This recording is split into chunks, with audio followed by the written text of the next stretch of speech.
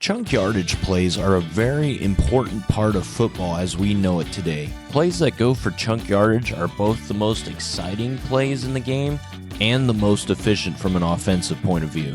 The same is true with backyard football. You can see that because they made the first down line not the normal 10 yards, but actually 20 yards.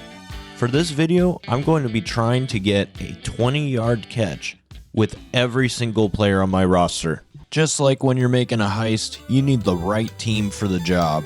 My first pick obviously had to be Jorge Garcia. He's been my best player in baseball.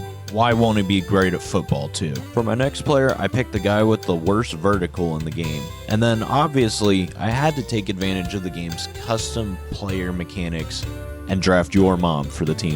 From there, I just picked players who would actually help the team and the challenge. Dimitri's the best blocker in the game in my opinion. Luann's one of the fastest runners. Ernie's got the best vertical in the game. And Jocinda's just an all-around good player, helpful quarterback. Straight to the action, your mom received the opening kickoff, returned it for a decent gain. After missing the first couple deep shots to Ernie, we found what I believe is the best single play in the game, lunch pail. You'll see what I mean as the video goes on. You know what? I changed my mind. Let's get into this right now. So you're going to see Ernie take a deep route down the sideline. You're going to see Luann take a delayed route down the middle of the field.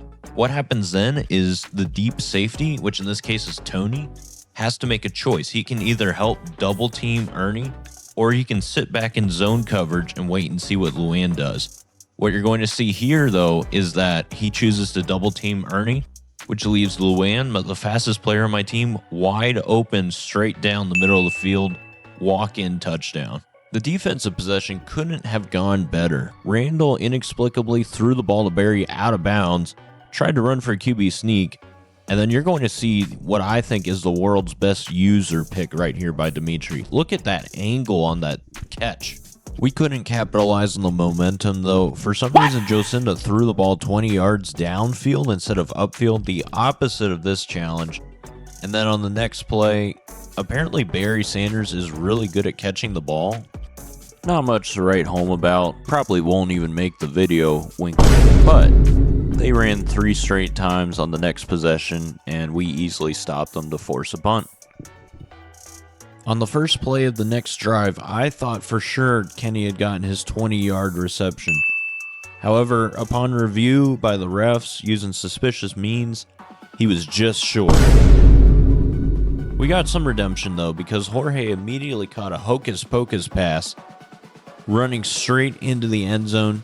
Definitely got his 20 yards off that. On defense, I found out that if you just straight up hold the wide receiver before, during, and after the pass is thrown, it doesn't count as pass interference. A couple plays later, highlighted by key tackles from your mom and from Kenny, we were able to force another punt. On the last play of the first half, we were able to connect with Kenny this time. We can cross him off the list.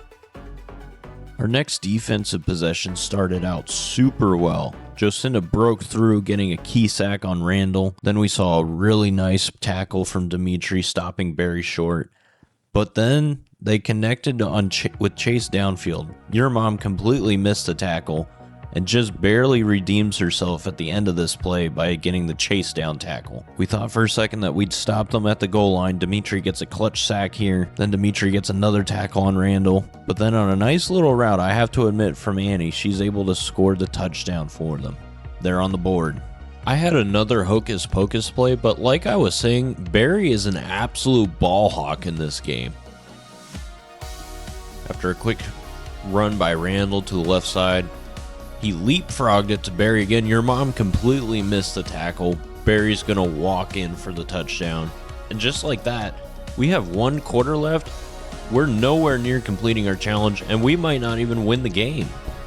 Our next drive didn't go any better at all. Jocinda threw her 3rd interception of the game. Really needed a defensive stand here. We got off to a good start, but then I pushed a little bit too hard, and Randall made a really good throw to Annie for her 2nd touchdown of the game.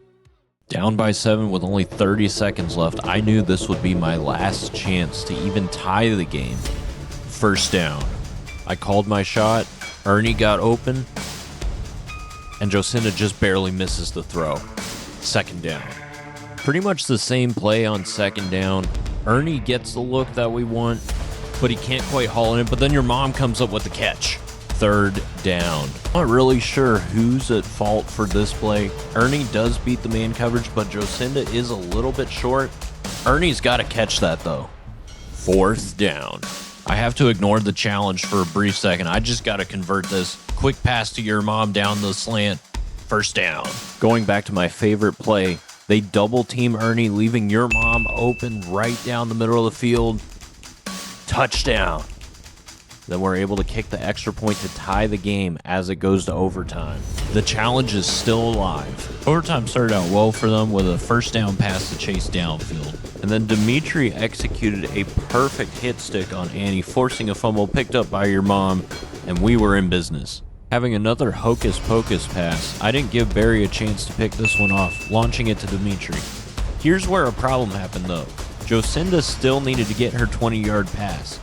So what I did, instead of just winning the game, was I ran the whole way back to my own 20 with Kenny so that I could give myself a chance. Stinks! Ernie needed to finish his part of the challenge too. I landed that right here. He finally made a really good catch. Then on the very next play, I hit Jocinda down the sideline for another 20 yards. The challenge completed, now I just had to win. Unfortunately, your mom wasn't quite able to get into the goal line. We turned it over. The Elves started out their drive with another sonic boom. Apparently ours was still left on the field. They followed that up with a quick pass out to Barry for a first down. Then another pass to Barry, but he was out of bounds for this one. And then they somehow had another sonic boom loaded up. It's third and 1. And it comes up with a clutch sack, though. Our ball. The challenge was completed now. All I had to do was win. After the ball bounced around a little bit, your mom was able to pick it up for a nice little gain, and I had another sonic boom queued up. Your mom takes it and just runs straight to the house. This was an awesome video to film. It actually took several takes to get it quite right.